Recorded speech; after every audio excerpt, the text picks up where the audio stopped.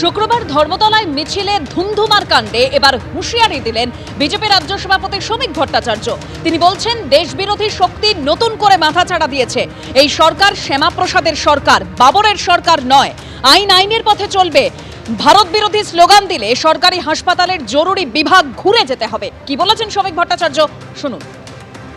এরা দেশ বিরোধী শক্তি নতুন করে মাথা ছেড়ে দিয়েছে। আর এখানে যারা কমিউনিস্ট আছে, যারা এই দেশটাকে টুকরো করেছিল, যারা ভারতবর্ষকে এক রাখতে চায়নি, 28টা টুকরোতে ভাঙতে চেয়েছিল, তারা আজকে পিছনের দরজা দিয়ে এখানে ঢুকেছে। এদের বোঝা উচিত এই সরকারটা শ্যামাপ্রসাদের সরকার, বাবরের সরকার নয়। আমরা পুলিশকে বলছি আইনের পথে চলবে, কিন্তু ভারত তেরি টুকরে হোঙ্গে আর কাশ্মীর মাঙ্গে আজাদি, এই কথা বলে কেউ যেন শরীরে বাড়ি না ফিরে যেতে পারে, তার জন্য অন্তত একটা সরকারি হসপিটাল এমার্জেন্সি রেখে ঘুরে যেতে হয়, ওপিডি ঘুরে যেতে হয়। আর জনতা যদি এবার জেগে যায়, এই ধরনের শব্দ উচ্চারণ করলে ভারত তেরি টুকরে হোঙ্গে তাদের টুকরো টুকরো মানুষ করে দেবে। আর শুক্রবার ছাত্র বিক্ষোভের নামে ধর্মতলায় যে রণক্ষেত্রের পরিস্থিতি তৈরি হয়, সেই ঘটনায় শ্রমিক ভট্টাচার্য তিনি হুঁশিয়ারি দিয়েছেন। তিনি বলছেন, দেশবিরোধী শক্তি নতুন করে মাথাচাড়া দিয়েছে।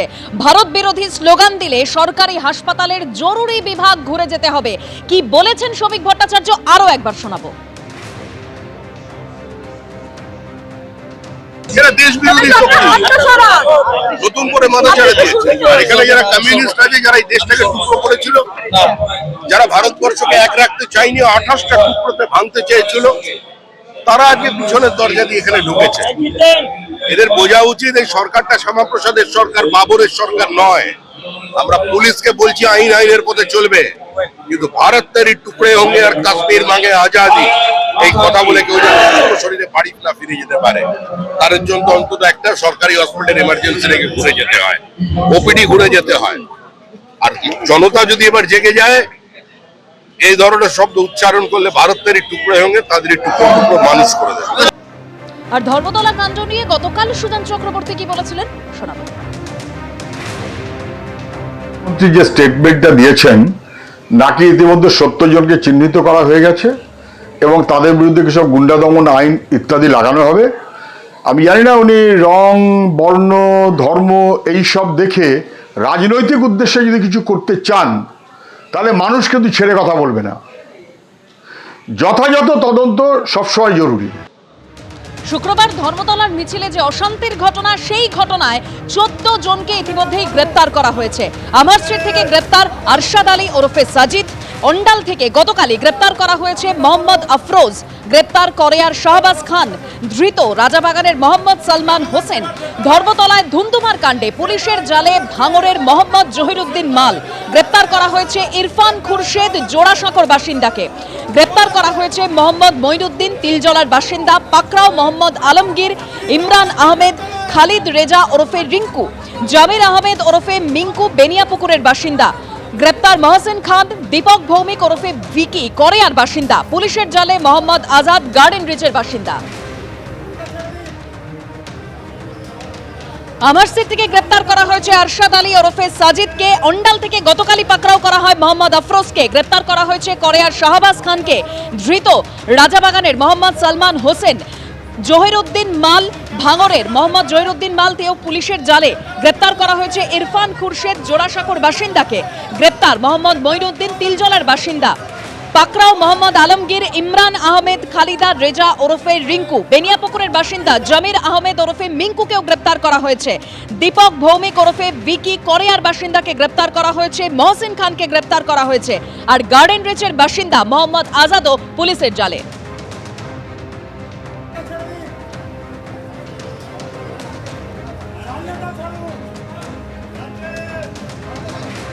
আর শুভেন্দু অধিকারী তিনি বলেছিলেন, এই শক্তি একেবারে মদতপুষ্ট শক্তি, যেখানে গ্রেপ্তার করা হয়েছে 14 জনকে, 7টি মামলা হয়েছে। ধৃতদের সঙ্গে ককরোচ পার্টি, নিট আন্দোলনের কোনো সম্পর্ক নেই। কি বলেছেন শুভেন্দু অধিকারী, শোনাবো।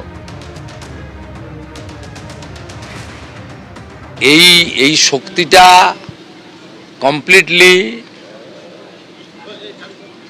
বিদেশি শক্তিদের দ্বারা মদতপুষ্ট হতে পারে, তদন্তকারীরা বলতে পারবেন। কিন্তু যেভাবে সংবাদ মাধ্যমের কর্মীদেরকে মেরেছে, রক্তপাত করেছে এবং প্রাণঘাতীর চেষ্টা করেছে, তার বিরুদ্ধে ব্যবস্থা 7টা মামলা হয়েছে, সব মামলা কিন্তু রিপোর্টাররা করেছেন। গ্রেপ্তার হয়েছে 14 জন, যাদের ভিডিওতে দেখা গেছে তারা গ্রেপ্তার হয়েছে। এদের সঙ্গে ককরোচ পার্টি নিট আন্দোলনের কোনো সম্পর্ক নেই, এরা কেউ ছাত্র নয়, এরা কমপ্লিটলি জামাতি মৌলবাদী এবং ভারতবর্ষকে দুর্বল করতে চায়, অশান্তি করতে চায়। আর গত 10 সপ্তাহব্যাপী যে বিজেপি রাষ্ট্রবাদী সরকার চলছে, তারা যে সিদ্ধান্তগুলো আইন কার্যকর করার ক্ষেত্রে নিয়েছে, সেই যন্ত্রণা থেকে এই অসভ্যতামিটা এরা করছে। এই খারিজি মাদ্রাসা তার রেজিস্ট্রেশন নিয়ে তদন্ত হচ্ছে, এদের রাগ আছে। অবৈধ ওবিসি সার্টিফিকেট পেয়েছিল, হাইকোর্ট বাতিল করেছিল, আমরা কার্যকর করেছি, রাগ আছে। 1950 সালের পশু হত্যা আইন কার্যকর হয়েছে, রাগ আছে। আপনার আমাদের সাউন্ড পলিউশন নিয়ে আমরা কিছু বিধি নিয়েছি, এদের রাগ আছে। এই লোকেরা এইসব করতে এখানে এসেছে। প্রধানমন্ত্রীর ছবিতে লাথি মারা, মুখ্যমন্ত্রীর ছবিতে লাথি মারা, প্রধানমন্ত্রীকে ব্যক্তিগতভাবে যে ছবি মানে চোখে দেখা যায় না, এটা আন্দোলন নাকি? আমরা আলাদা মিছিল করেছি, যে কারণে আমরা ওই মিছিলে যাইনি আজ প্রমাণিত সেই সিদ্ধান্ত সঠিক ছিল। আক্রমণ করে কুণাল ঘোষ তিনি আরো বলছেন যে ভালো তৃণমূলের অনুগামীরা এইসব করেছেন। শুনুন। ধরনের কোনো ঘটনার তীব্র নিন্দা করছি, এটা হতে পারে না কখনো। যে কজেই মিছিল ডেকে থাক, যারাই ডেকে থাক, হয়তো আমরা সেখানে নেই, আমরা হয়তো আলাদা মিছিল করছি, কোনো না কোনো কারণে তো আমরা আলাদা মিছিল করেছি। এবার দেখা যাচ্ছে সেই কারণগুলো ঠিকঠাক কারণ। আমরা যে কারণে যে মিছিলটায় আমরা যাইনি, আমরা আলাদা করেছি, আজকে প্রমাণিত হচ্ছে যে আমাদের নেত্রীর সিদ্ধান্তটা সঠিক ছিল। আমাদের নেত্রীর সঙ্গে সরাসরি দিল্লির যারা আন্দোলন করছেন, এবং গতকালও আন্দোলনের নৈতিক জয়ের পর দিল্লির আন্দোলনের আসল নেতা কিন্তু ধন্যবাদটা বাংলা থেকে মমতা বন্দ্যোপাধ্যায়কেই দিয়েছেন ফোনে, কিন্তু তার জন্য আমরা কোনো বিশৃঙ্খলা সৃষ্টিকারী কাজ করতে চাইনি। যারা মিছিল ডেকেছিলেন সেখানে গিয়ে কি করে এই বাহিনী ভিড়ল, এখন ভালো তৃণমূলে যারা গেছেন তারা হয়তো ভাবছেন আরও ভালো হবেন, হাতে এইসব নিয়ে ঘুরলে আরও ভালো। ভালো তৃণমূল হচ্ছেন না, ভালো তৃণমূলের অনুগামীরা তারা এইসব করতে যাচ্ছেন, তো করতে গেছেন। আমরা এর তীব্র নিন্দা করছি। ও যে কজে মিছিল, যে কারণে মিছিল, তার সঙ্গে এই কালচার, এই ধরনের আসল হোক বা নকল হোক, বন্দুক, রিলস, এসব ভাবা যায় না। ধর্মতলায় ঘটনায় পুলিশের জালে মোহাম্মদ জহিরুদ্দিন মাল। তার বাবা বলেছেন যে কেন আন্দোলনে এসেছিল ওই বলতে পারবে। ওর দোকান আছে, কাপড়ের দোকান আছে ভাঙড়ে। মিছিলে এসেছিল, মিছিলে এসেছিল। হ্যাঁ, ওর ভাগ্নি টাগ্নি অনেক। না, নিজে পড়াশোনা করে না এখন। কি জন্য এসেছিল? উনি মিছিলে এসেছিল। নিট কে দিচ্ছে আপনাদের বাড়িতে? আমাদের বাড়িতে নিট কে দেবে? নিটের কোনো পরীক্ষার্থী আছে আপনার বাড়িতে? আছে, ভাগ্নিরা সব পড়াই হয়েছে। দিচ্ছে ডাক্তার? ডাক্তারি পরীক্ষা দিচ্ছে না, জহিরুদ্দিন কত ক্লাস পর্যন্ত পড়াশোনা করেছে? এই 12 ক্লাস। আন্দোলনে কেন এসেছিল? এসেছিল কেন সেটা কেউ নিয়ে গেছিল না, সেরকম কেন শুনিনি আমরা। কালকে রাত্রে হঠাৎ শুনলাম যে এরকম ধরে নিয়ে গেছে। না না, উনি তো মারধর করেনি, ছবি পেয়েছে।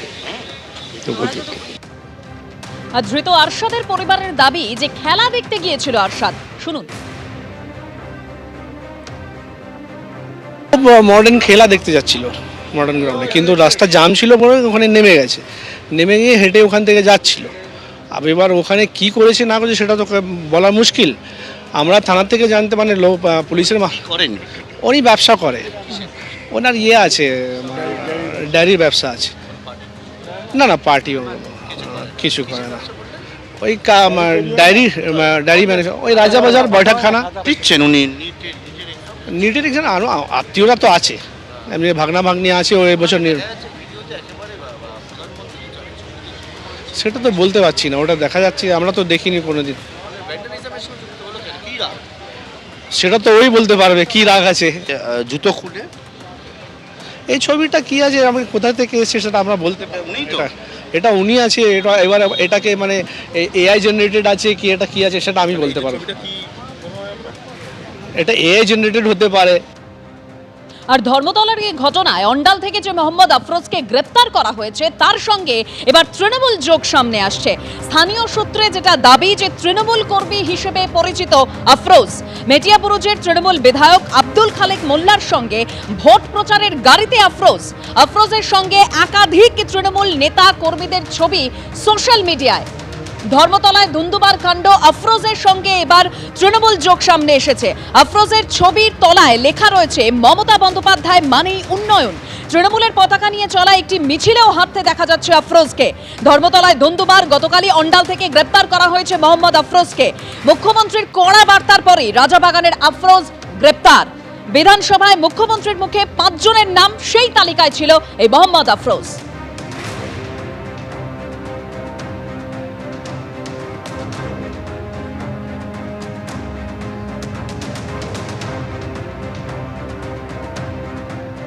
তৃণমূল কংগ্রেস জামাতিদের পার্টি, হুঁশিয়ারি দিয়েছেন মুখ্যমন্ত্রী শুভেন্দু অধিকারী। শুনুন। তৃণমূল কংগ্রেস তো জামাতিদের পার্টি, সবাই জানে। অর্থাৎ জামাতিদের সঙ্গে যোগ থাকবে, এটা স্বাভাবিক। এদের বন্দে মাতরম গাইতেও অসুবিধা, যদিও আমরা বাধ্য করাচ্ছি। জাতীয় সঙ্গীত গাইতেও অসুবিধা। 26শে জানুয়ারি হোক 15ই আগস্ট পালন করতে এদের অসুবিধা হয়। আইনের শাসনের মধ্য দিয়ে গুন্ডাদের দমন আমরা করব। আর বাক স্বাধীনতা, গণতান্ত্রিক স্বাধীনতা প্রত্যেকের থাকবে।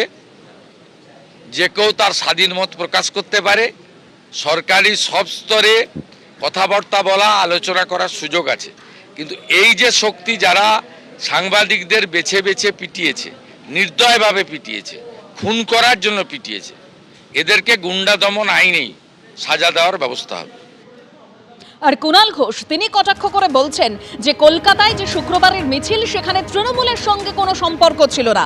অমুক ব্যক্তিকে দেখা গেছে, ওরা ভালো, তৃণমূলের ভালো ছেলেরা, এটা আমাদের ঘাড়ে কেন চাপাচ্ছেন? শুনুন। গত পরশুর অর্থাৎ শুক্রবারের যে মিছিল থেকে কোনো সমস্যা তৈরি হয়েছিল, সেখানে কিন্তু তৃণমূল কংগ্রেস সেখানে ছিল না। এবং দিল্লির যে নেতৃত্ব আন্দোলন করছেন, অবস্থান করছেন, ধর্মেন্দ্র প্রধানজির ইস্তফা দাবি করছেন, তাদের সঙ্গে তৃণমূলের যোগাযোগ।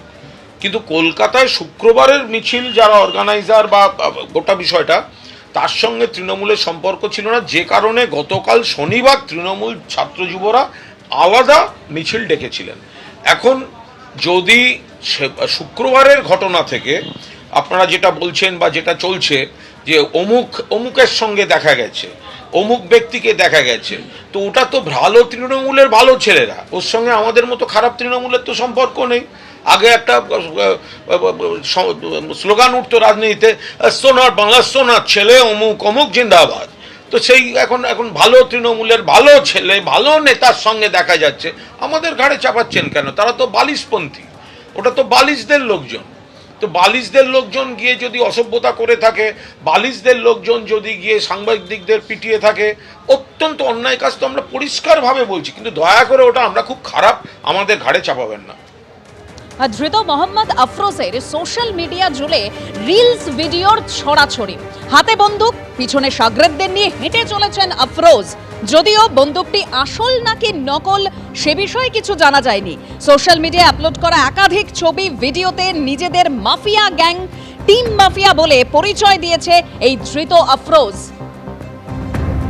একেবারে তার সোশ্যাল মিডিয়া হ্যান্ডেল, সেখানে যে রিলস ভিডিওর ছড়াছড়ি, সেই ভিডিওগুলো আপনারা দেখতে পাচ্ছেন, যেখানে হাতে বন্দুক রয়েছে, পিছনে সাগরেদদের নিয়ে হেঁটে চলেছেন মোহাম্মদ আফরোজ। তবে এই বন্দুক আসল নাকি নকল সে বিষয়ে কিছু জানা যায়নি। কিন্তু সোশ্যাল মিডিয়ায় যে আপলোড করা একাধিক ছবি, ভিডিও, যেখানে নিজেদের মাফিয়া গ্যাং, টিম মাফিয়া বলে পরিচয় দিয়েছে এই ধৃত আফরোজ।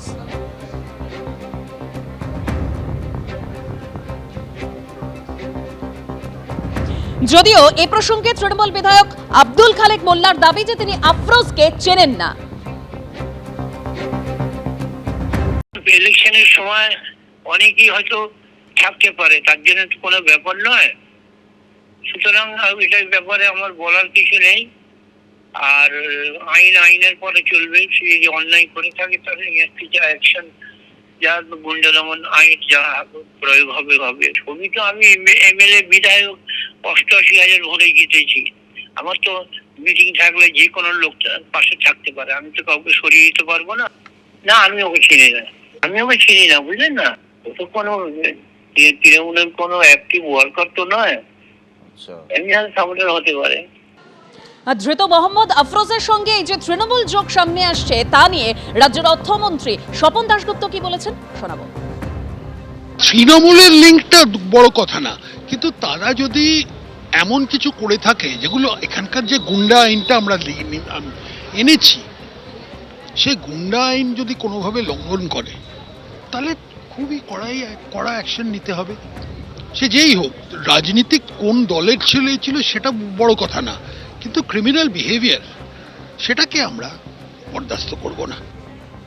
আর শুক্রবার ধর্মতলার মিছিলেই যে ধুন্ধুমার কাণ্ড, যেখানে 14 জন গ্রেপ্তার হয়েছে, এই ঘটনায় এবার সিজেপির যেটা বক্তব্য যে এরা কেউই আন্দোলনের সঙ্গে যুক্ত নয়।